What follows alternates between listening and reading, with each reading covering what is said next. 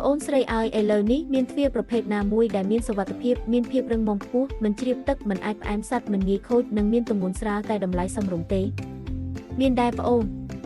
នោះគឺជាទ្វារប្រភេទ Plastic Apps មកពីកូរ៉េដោយទឹកនិងសំណើមជាញឹកញាប់ទ្វារដែលមានសមត្ថភាពការពារការជ្រាបទឹកគឺជាជម្រើសល្អបំផុតសម្រាប់គ្រួសារទ្វារប្រភេទ Apps មានទម្ងន់ស្រាលងាយស្រួលដំឡើងនិងប្រើប្រាស់ធ្វើឲ្យសមស្របសម្រាប់មនុស្សចាស់និងកុមារវាមិនមានទម្ងន់ដូចជាទ្វារឈើទេដោយសារមានវត្ថុធាតុ100និងបច្ចេកវិទ្យានិងខ្សែផលិតកម្មស្តង់ដារពីកូរ៉េទ្វារនេះមានភាពរឹងមាំខ្ពស់មិនជ្រាបទឹកមិនរងផលប៉ះពាល់ពីសត្វឬបាក់ខូចស្ទើរតែទេអាកាសធាតុនៅប្រទេសវៀតណាមមានភាពក្តៅសើមនិងមានភ្លៀងច្រើនដូច្នេះបន្ទប់ទឹកគឺជាកន្លែងដែលប៉ះពាល់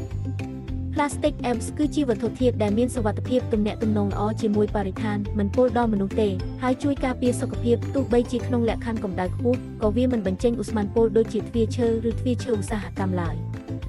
ផលិតផលនេះមានតម្លៃសមរម្យសមស្របសម្រាប់គ្រួសារជាច្រើនដោយសារធ្វើពីវត្ថុធាតុ Plastic តម្លៃក៏ធូរជាងមុនផងដែរគ្រួសារម្នាក់អាចជ្រើសរើសបានចំនួនដែលចង់បានដើម្បីអភិវឌ្ឍភាពស្រស់ស្អាតនៃផ្ទះទ្វារប្រភេទ Apps កូរ៉េនេះពេលមានធូលីឬស្អុយគ្រាន់តែជូតជាមួយក្រដាសជូតទឹកប៉ុណ្ណោះប្រសិនបើមានស្នាមផ្សែង